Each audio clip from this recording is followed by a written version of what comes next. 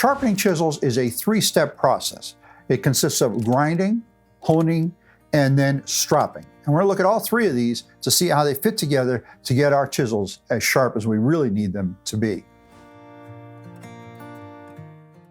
Before we start talking about how we're actually going to sharpen our chisels, we need to ask ourselves a question, and that is, how sharp is sharp? What is sharp? On one hand, we get chisels from the factory and they tell us that they're sharp, or at least they imply that. They're factory ground, and they're factory ground to a certain level of sharpness. But when we're talking about using those chisels, especially using those chisels for fine work, say paring type work, we need them to be a whole lot sharper than the way they come from the factory. Think about it like this, okay? Here's an image that's like the edge of a chisel, okay? Chisel comes from the factory, or chisel that we've sharpened. We look at that with the naked eye, and that looks perfectly straight, perfectly sharp. We can't see the unevenness, but there is unevenness in there, just like there is in this piece of corrugated metal. The unevenness comes from part of the process of sharpening. If you sharpen with some really coarse material, then you're going to end up with these undulations or these unevenness being larger. So the process of sharpening is making those undulations smaller and smaller till we get to a point where, yeah, it's really sharp. And how sharp we need it to be is a combination of what it is we're trying to do and our own personal working style and what we consider sharp. Now, there's no real absolute test without getting into some really high dollar microscopes in showing just how sharp it is. You know, there's a couple things we can do, and there's things that people do, like taking a piece of paper and trying to cut it with a chisel. Okay, that chisel did cut it, but if we look real close, we can find a lot of unevenness, little strands sticking out from that cut. Well, here's a chisel that I believe is sharper. First of all, it cut it a whole lot easier. And secondly, as I look at it, I don't see those little strands, the fibers from the paper sticking out into the cut. So I can say based on that this chisel is sharper than this chisel. And some people will take their chisel and they'll shave some of the hair off their arm or even their leg to try and show that it's sharp. Okay, that's a demonstration, but it's rather relative. Both of these are rather relative.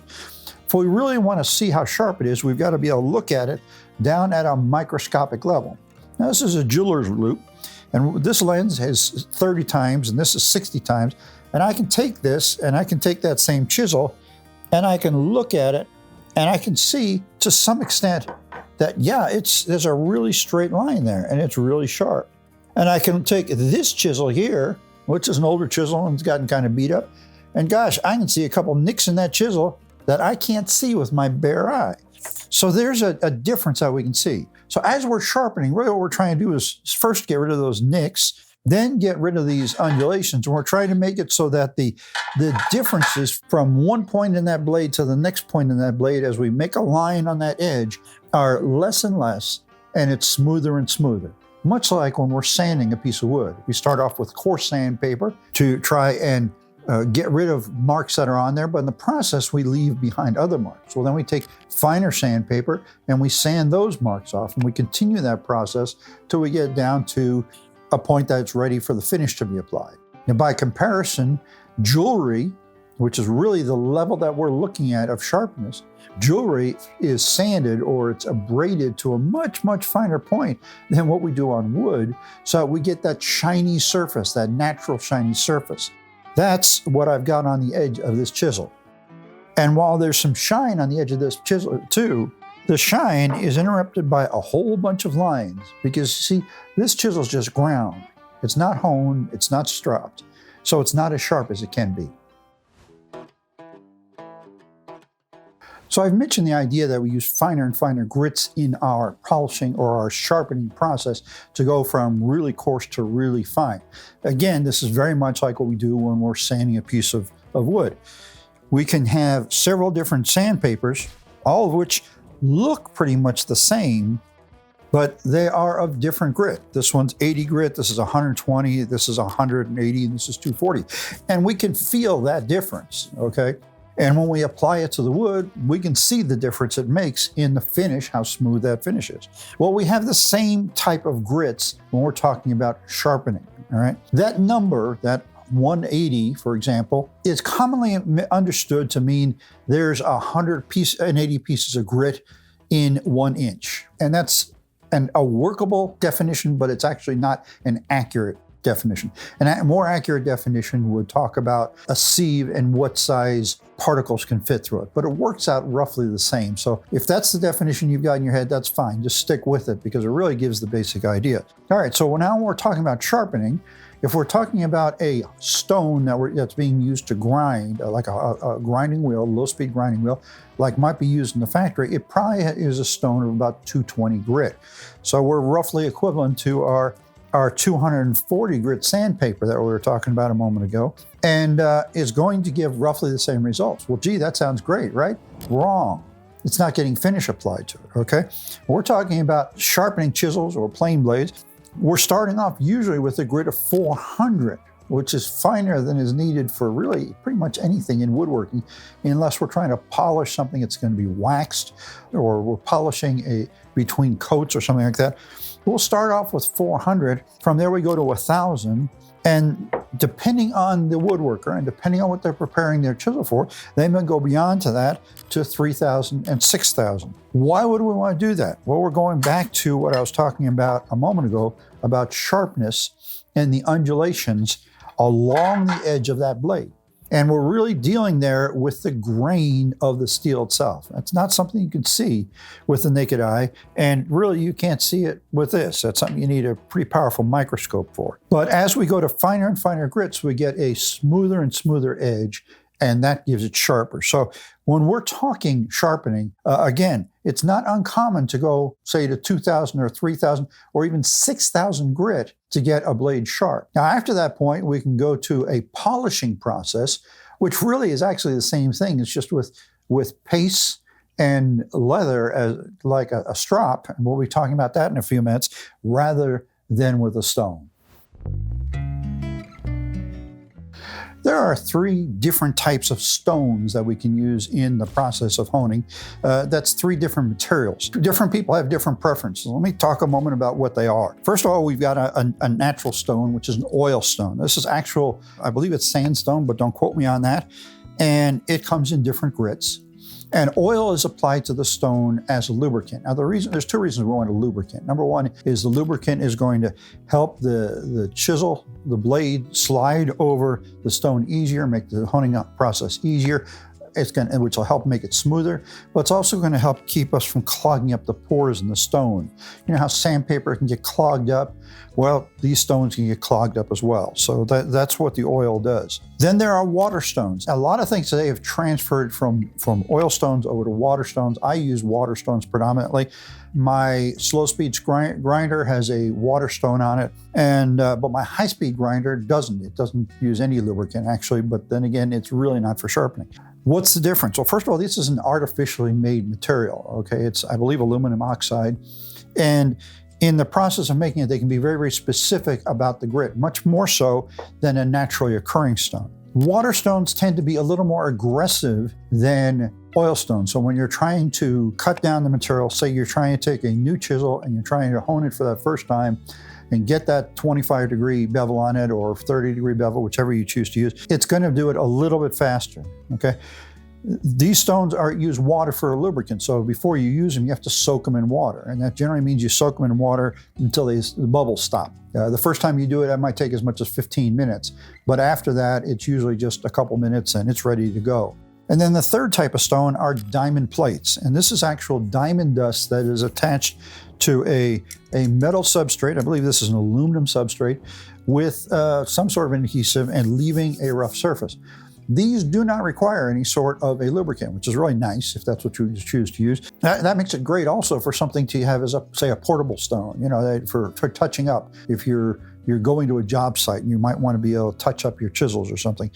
Some people use exclusively diamond plates. Actually, the only place I use them is to just do a touch up on the edge of a chisel on my lathe.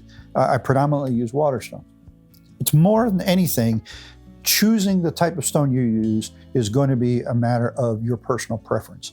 What do you get accustomed to using and what do you like working with? Of the three of them, the diamond plate is going to be the most expensive, and I would say probably the water stone is going to be the least expensive. You're also going to find you get a lot more variety in grit available with water stones and diamond stones than you do with oil stones. The first step in the sharpening process is grinding. Now, in reality, most of the time you won't be grinding, okay? Your chisel should come to the factory with a factory grind. That's good enough, and there's no reason to grind it further. However, there may be times when you have to grind. For example, if you have damaged chisels. I've got a bunch of old chisels that somebody sent here to me here, and these are all beat up and they've got chips in the blades. And in all honesty, there isn't one of them that I could think I could use, but I can turn them into usable chisels again by grinding and then honing them. The rest of the chisel, yeah, there's a little rust on the body of the chisel, but so what? That doesn't affect its ability to work. But those would definitely need some serious grinding before they can be used. Okay, so, but what happens if your chisels get damaged? You drop a chisel on the floor. Okay, most of us, our workshops are in our garages, we got a concrete floor. You drop that chisel, yeah, you're gonna have to grind it. There's no question about it. Or you hit a nail. That'll mess up your chisel blade as well. Okay, so that's where you use a grinder. Now, there's two basic categories of grinders. There's high speed and low speed. High speed are the typical grinders you're used to seeing with two wheels that are the same size, and they move at several thousand RPM. That's really not what you want to be using. Now, if that's all you've got, then that's what you're stuck with. But the problem with a high-speed grinder, it just plain goes too fast. It builds a lot of friction, a lot of heat, and that heat can eliminate the temper of the steel, and you end up with basically a piece of garbage instead of a good chisel. If you ever find yourself having to use a high-speed grinder for sharpening chisels, then what you want to do is you want to do very light passes, not a lot of pressure. Dunk it in water, have a cup of water there, and dunk it in water like every couple passes to cool the blade down. Yes, it's time consuming that way, but then again, the low speed grinder is time consuming as well. Now, this is a low speed grinder, and these have become very popular recently. There's one particular company that's selling them and bragging about how great their grinder is as a sharpener. And there's a lot of people, I've seen a lot of people buying these types of grinders and using them in their workshop and basically saying, this is how I sharpen my chisels. The stone on this grinder is a 220 grit stone. And we just talked about grits a moment ago. My sharpening system that I use starts at 400 grit and goes up from there. There's no way this is going to match that, at least not in my opinion, okay? So with this type of a grinder, you usually have one stone and then you've got a leather strop. And so you go right from the stone to the strop, and really what you're doing is you're polishing your roughly ground blade. Does it work? Yes, it works. Is it the best? No, it's not. To me, the grinder is a first step. It's not a final step, okay? My opinion, other people might disagree with me. So let's assume, or let's pretend that I damaged this chisel. So I want to sharpen it, and I'm going to start off by grinding it. So what I need to do is set the angle for grinding it, and they all come with some sort of little gauge. This is just a plastic gauge that came with us, and this has got settings for all sorts of different angles, but I can set this for 25 degrees so that I'm at the original grind. Now you could grind it at 30 degrees just as well, okay? You don't have to go with 25 degrees. That's just factory original. If we start this up, you'll see that it's really running pretty slow. That's probably about 100 RPM there. And we'll max out maybe at 200 RPM with this. That's probably about as fast as it goes. And we just apply pressure. We're holding it perpendicular to the stone. We're holding it at exactly the angle we want. And we just move it back and forth on the stone. Now, the main reason I'm moving it back and forth isn't for the chisel, it's for the stone, so that any wear is even on the stone. And I will do this as long as is necessary to get a good finish on my chisel, okay? A good clean edge that doesn't have any nicks. How will I know that? Really simple. I just stop the stone, take my chisel off, and take a look at it, and I can see how my grind is coming out, okay? And so I would continue to do this. Now, I had a small block plane I recently restored, and literally the blade for that block plane was about 2 degrees off, okay? So I did a lot of grinding on it on this very same wheel, trying to get it square again so that I could go ahead and sharpen it and have it ready to use. Do you need a grinder? I recommend, yes, you probably do need a grinder. You don't need to spend $800 or $900 on one, but there are those times you're going to need that grinder. Can you get by without one? Well, actually, I could do the exact same thing that I just did, getting that nick out, the one we were pretending was there, on a honing stone. It would take a lot longer, but I can do it, okay? So it's a matter of convenience, having a stone or having a grinding wheel that will do this job for you. The first part of honing any chisel is to flatten the back side of the blade. Now, you don't have to do this every time you sharpen, but you definitely want to do it with a new chisel that just came from the factory. And then you want to go back and do it every once in a while just to make sure that nothing has happened to your chisel. You especially want to do this if it's possible damage has happened to your chisel. Your chisel back may appear flat, but the way to truly find out is to put it on a stone and find out. So I've got my honing stone here. This is a water stone. I've already soaked it in water. I'm using the 400 grit side. And what I'm going to do is rub the back side of the chisel on. Now, so I'm going to put the blade of the chisel down and then let the backside set up. Now the tricky thing here is you want to keep it flat to the stone. So my right hand is really just loosely hanging onto the handle, and it's these two fingers in my left hand that are doing the most of the work. And I'm going to go back and forth in a round pattern. You can go a figure 8. Really doesn't matter. Ideally, you don't want to be doing just back and forth. And again, remember, I'm just doing very, very light control with the right hand. It's predominantly left hand because I don't want to lift the chisel off either direction. If I let the handle go too high, then I'm digging the blade in. If I let the handle drop too low, then I'm not dealing with the front edge of the blade, which is really where I want to be doing my grinding. Now I can tell I'm making some progress here because I'm seeing my stone blacken, and that's the metal from the chisel coming off onto the stone. So let's take a look here. And if we look at the back of our chisel blade, we can see that right here and here, it's a different sheen than this part through the middle. And then we've got this part right here. It's kind of like this part. I've got a band here, so I've almost got like an H that I know I've ground with this, but I do not have it ground all the way up to the blade. Now, ideally, what I want to see is like a U. Okay, I don't have that, so I need to do some more grinding here. I'm increasing the amount of pressure I'm putting on with my middle finger, so that's really where the pressure is, right up at the point of the chisel, because that's where I want to do my grinding. Okay, now when I look at it, there's still a little area right here that I can tell is factory grind because I can see scratch marks going this way, but I can tell right up here at the edge, it's a random pattern. It's not those lines. I'd rather have that coming back a little bit, but as long as I've got some of it, say a 1/16 of an inch even, I've got a flat blade right across that edge where I'm going to sharpen. Honing requires the use of a honing stone. And these come in two different categories. There's oil stones and water stones. And this makes reference to the type of lubricant that's used for the stone.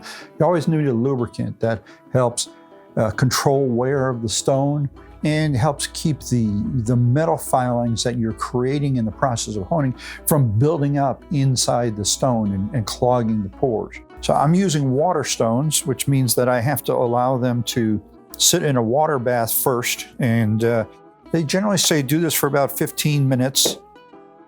Absolute minimum, you want to make sure there's no more air bubbles coming out. Now, stones typically are two-sided. Like this stone is 400 grit on this side and 1,000 grit on this side. I have another stone in here that's 3,000 and 6,000 grit. What we're trying to do is we're trying to create a very precise angle on this bevel here on our chisel, okay? A factory sharpened chisel will come out of the factory with a 25-degree angle. That's like this. 25 is a great angle. It's nice and sharp, but because it's so sharp, it can be a little more brittle. So what a lot of people will do is they will create a micro bevel at 30 degrees. This does two things for them. Number one, by creating that micro bevel, and if I overlap these, you can see that This doesn't come out as far, this 30 degrees, as far as the 25 degrees. What this does for us is that, one, we're getting rid of the most brittle part there because it's a little steeper angle, it's less brittle. But the other thing is it makes it a whole lot easier to sharpen because all you have to sharpen is that one little bit. You don't have to do the entire plane. To be able to sharpen well, you need some sort of a jig to hold the chisel at angle. The real pros, the guys who are real experts, can hold that chisel at a very specific angle and do a great job. I can't do that, and very few people that I know can do that. It takes years to develop that level of control. So most people use some sort of a jig. This is a fairly common style jig, although I have to confess this is a very cheap version. I bought this a number of years ago, and it doesn't work well. Now, the better quality ones that are of this style do work much better, okay? So I'm not saying this whole style is bad, I'm just saying I bought a cheap piece of junk, okay? What it does is it holds the chisel, and you can, by how far you extend the chisel out of the jig, you can control the angle. So the farther I've got extended out, the shallower the angle, the closer, the steeper the angle. And you can set that fairly accurately. Obviously, there's nothing in here that allows you to set that angle. You would have to create some sort of a gauge for that. The key thing here with this style is that you've got a wheel on the bottom which allows you to roll this over the stone and control the angle. I use this jig, and it's a little more complicated, but the nice thing about this is I can set this angle for where my chisel is, and it'll be very repetitive and very accurate. Go ahead and put my stone in here. I'm starting off with the 400 side, which we can consider like a medium grit, okay? And then we want to put our chisel in, and I've already got this angle preset, so I don't have to worry about setting that. All I've got to do is worry about is getting my chisel in here straight and locked in pretty well. Now there's a tendency here to get a little too far. Okay, so we're good. We want it straight, and here there's lines here, and the whole idea of it being straight is that makes sure that I don't get an uneven grind on here. So what I'm going to do, and really, calling it a grind is an inaccurate term, but it also is accurate at the same time, because grinding and sharpening refers to a different operation. So what I'm going to do is just move this back and forth across the stone, however many times it seems like are necessary. And as I'm doing this, we can see that the stone is turning black. And the reason it's doing that is because metal filings are coming off, very fine metal filings are coming off the chisel and getting into the pores of that stone. So once I've done that, so now I've got a bevel on here, okay? And one of the things I want to look at is I want to look at the very edge in the light and see if I see any light reflecting off of the very edge. I'm not talking about back from the edge. I'm not talking about the bevel. I'm talking about the exact edge. If I see any light coming, reflecting off of it, that tells me I've got a flat spot there and I need to do some more. So I will do this. Actually, I didn't have to do much on this one because this is a sharp chisel.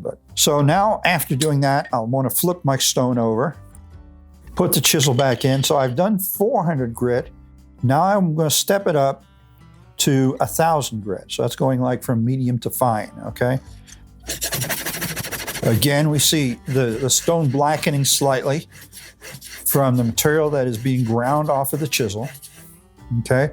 And if we look at the chisel, we can see the area that was ground just like we could before. So by doing this, what I've now done is that I've made it sharper. Now let me define what I mean by that, okay?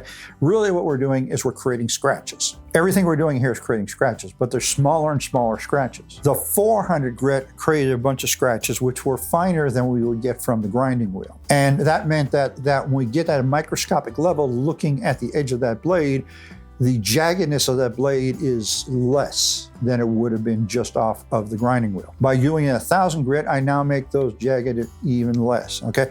Now, the other thing I've got to do here, and I didn't do it with the 400 side, is if you feel the back side of the chisel after doing this, there's a burr there. So what we do is we lay the chisel down on the stone, just like when I was flattening it, and I'm just going to make a couple of passes, and that's it, and remove that burr, okay? I don't want to overdo that, but I just want to knock that burr off. So now I've gone 400 grit, 1,000 grit. So now we're gonna up our game and we're gonna go even finer. Now, depending on the type of work that you're doing with your chisels, that may be enough. If you're the kind of woodworker or doing the kinds of projects where the main use of your chisel is with a mallet and you're gonna be, cutting off stuff, whatever, that's probably enough. You don't need to go finer. But if you're going to be using your chisel for paring, taking off a shaving with that chisel, the finer you can get, the better. So now I'm stepping it up. I'm turning this chisel, which is just a standard bench chisel, into a paring chisel, okay? And again, it's the exact same thing, however many passes. Now because we're working on that micro bevel, we really don't need to do a lot of passes, okay? And I can see where there's some material ground off there. So, and then now we're gonna go up to the 6,000. Yeah, each time you want to be very careful about how you line your chisel in the jig, and that will be true with this type of a jig as well, because it's got to be straight. We want to make sure we're grinding it evenly, or we're honing it evenly. And again, we do a number of passes. You can see looking at this that I'm actually taking more off on this side than this side. I didn't get my chisel in there quite straight. Okay, now I'm doing more of the full width of the chisel. All right, so again, when we take a look at it, we can see we've ground some material off. Again, I'm going to flatten the back just to get rid of that burr. A couple passes is all it takes. And this chisel is now as sharp as I can get it by honing, okay, with the available equipment. There are, I believe, stones that go past 6,000. I've never used one past 6,000. This chisel is now sharp enough. Yeah.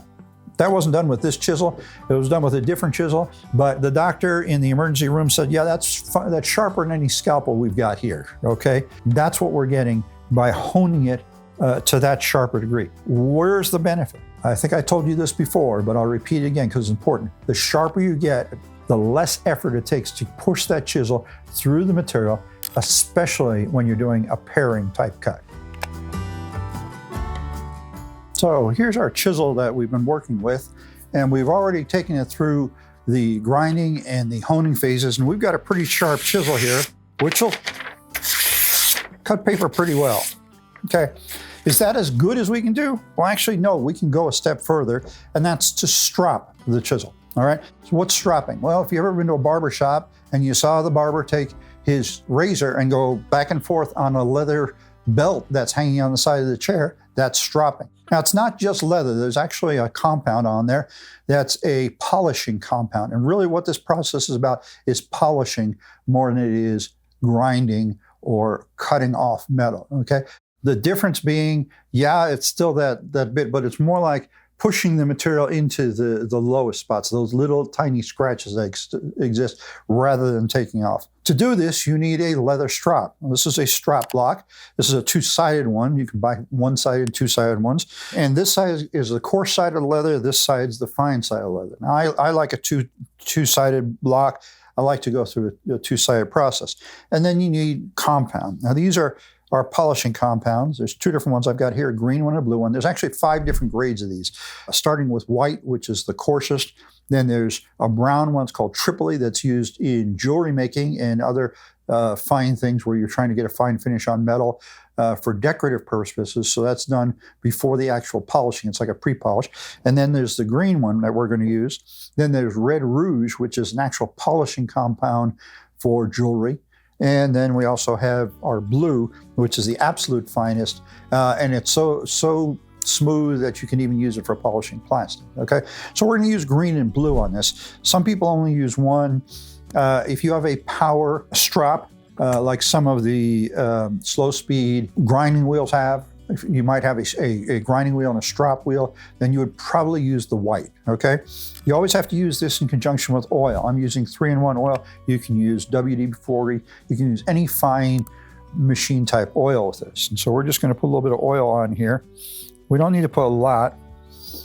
And then we're gonna take our green block here and just rub it on here. And we don't have to put a lot on there. We just need a little. Okay, so here's how this looks.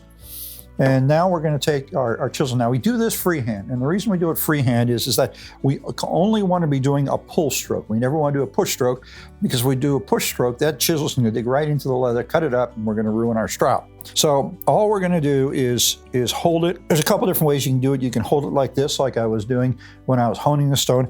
I like to hold it this way.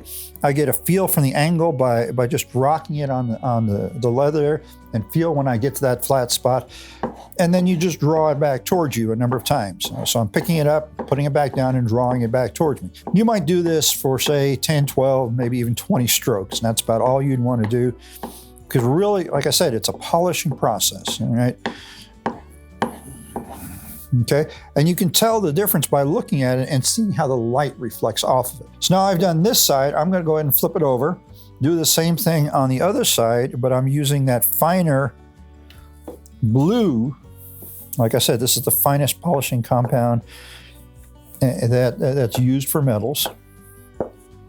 Okay, and as you can see, there's still some oil here on top, and that's fine because the oil helps the spread out the polishing compound and also provides that lubrication. Again, I'm doing the exact same thing I did a moment ago, just with a little bit finer polishing compound, okay? So now as I look at this, I can see light reflecting off of the bevel there really, really well, especially my micro bevel. So let's, theoretically anyway, this should cut better than it did a moment ago. So let's take another piece of paper and let's try doing our paper cuts. As you can see, this cuts really, really easily and really smoothly. And this is about as sharp right here as you can get a chisel. Up to this point, we've basically been talking about chisels, but the procedure is pretty much the same thing if you're trying to sharpen the blade of wood plane.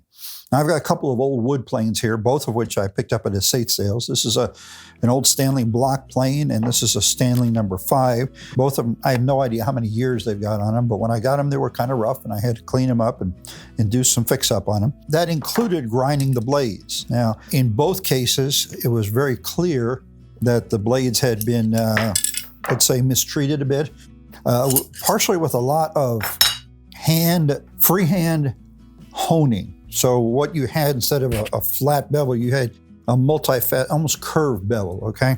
So I've ground them, and this one actually, the blade was 2 degrees off of square, so it was a real challenge. So I'm going to sharpen the blade of this, for this number 5. This is really very much like doing a chisel. The only difference is the blade's longer and flatter and wider.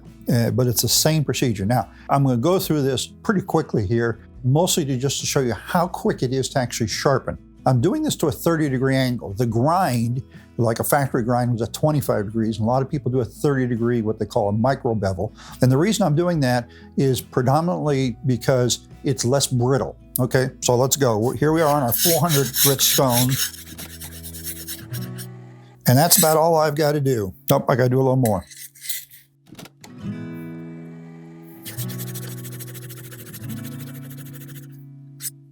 What I'm looking at here is I'm looking to make sure that my micro bevel is going all the way across the blade, okay? I don't want to have it just on one end, or just, as in this case, I actually have it a little bit on both ends, and I'm missing a spot in the middle. What that tells me is my grinding job didn't give me an absolutely straight edge, so I've got to straighten that out here on the honing stone.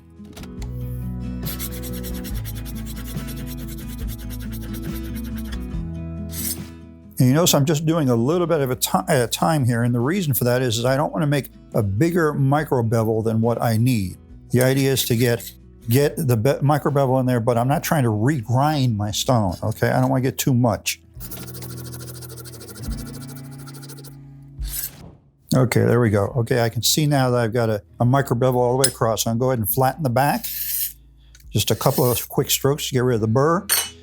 Okay, we can flip the stone over. Now we can do the other side. Now I don't need to do the other side as much because I've taken care of the problem I have. So I'm going to go only about 20 strokes on this other side. This is 1,000 grit now.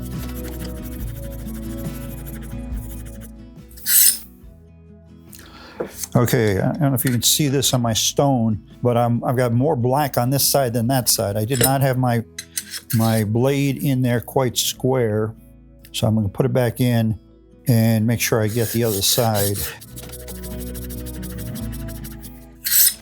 Okay, all right, so we'll pull this stone out. This is my 3000 and 6000 stone. So we're going to go to the 3000 grit. Now, there's a possibility that your blade will be wider than your stone. Okay, stones come in different sizes, blades come in different sizes. If that's the case, you just have to move either the blade back and forth a little or the stone back and forth a little to make sure you get the entire surface. Didn't quite get in all the way.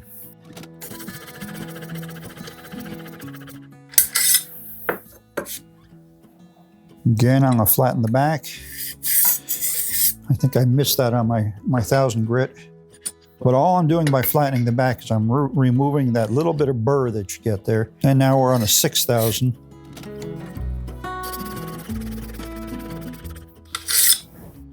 So I've really only done like 20 strokes on each of these grits, except for that first one, because I had some unevenness. Okay, so now I can look at my blade. Now I can see I've got my bevel all the way across.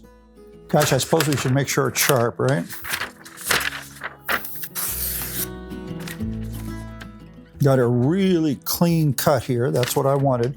So now all I gotta do is put it back together. So we'll put the plate, the chip breaker on, and this should end up being about 1 millimeter to 2 millimeters back from the edge of the blade, say 1/16 to 3/32. We really don't want to get any more than that. That's what helps make sure that the chip curls up nicely instead of just coming up and gumming up the works. So we can put that back in, put our cap iron on, lock it down, make sure our blade is level all the way across. There we go. And that plane is ready to use. The question comes up from time to time, how do you keep your honing stone flat? I mean, if you're running a chisel down the middle of it, isn't that going to wear on the stone and put like a groove in there? Yes, it will. Granted, the stone is wearing on the chisel, but while you're at it, the chisel is also wearing on the stone a bit. So from time to time, it's necessary to reflatten the stone. That's what a flattening stone is for.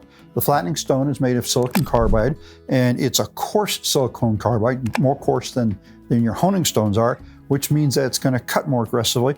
It also has these grooves cut in it, which allow it to shed off the material that's grinding off the stone. So using one of these is very simple. And I'm going to use my 3000 and 6000 grit stone here to demonstrate that, simply because my 6000 grit side, you can see the metal shavings on there, how it's discolored it, okay? Now, there's a couple different ways you can do this. One is that you can put the stone on top of the honing stone on top of the sharpening stone or flattening stone, and that works fine. The other way you can do it is to flip that over and do it this way. It doesn't really matter. It's whatever is more comfortable and convenient for you.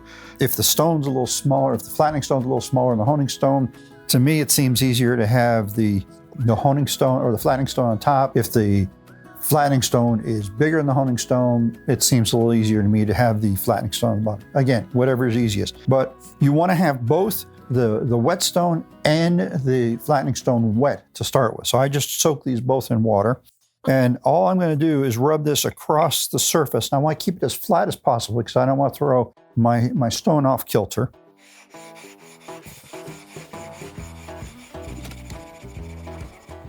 Okay, you can see some white material coming off on the stone here. That's coming off of here. It does take a little while to do this.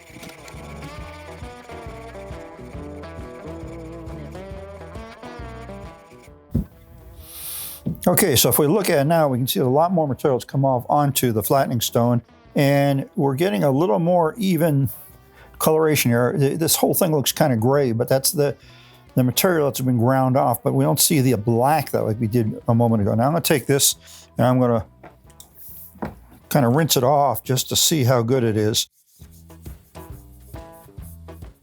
This is the same water I soaked it in, and I'm just using a nylon brush there.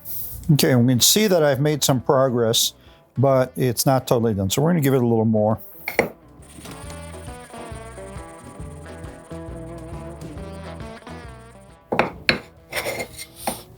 Again, it's all gray here, and that's because of what I've ground off. We'll rinse it off again.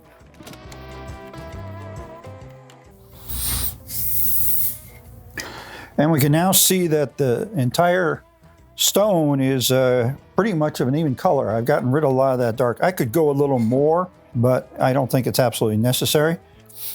Now, the one thing that's really key here, if you notice, is that I was using both hands. I'm trying to keep even pressure, because if I've got uneven pressure, I'm going to make my stone uneven. We don't want to be doing that, okay? Now, what do I do, though, with my flattening stone now? Now it's got all the material that's ground off of here. Well, the same thing we would do with the honing stone. We get our water bath back. Again, nylon brush, that's all it takes. Of course, you want to do this before it has a chance to dry, right?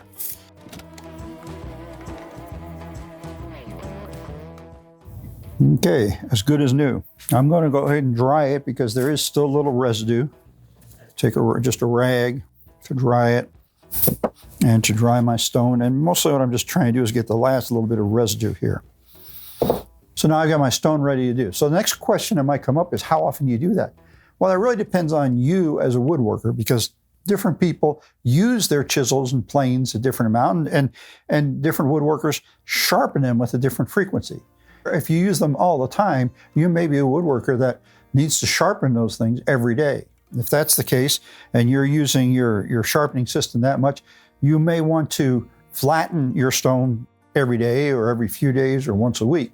If you occasionally sharpen, then you can spread that out, and it's just when you feel like it's necessary. Of course, the longer you wait to do it, probably the more effort it's going to take to flatten it, but still, it's not a big deal.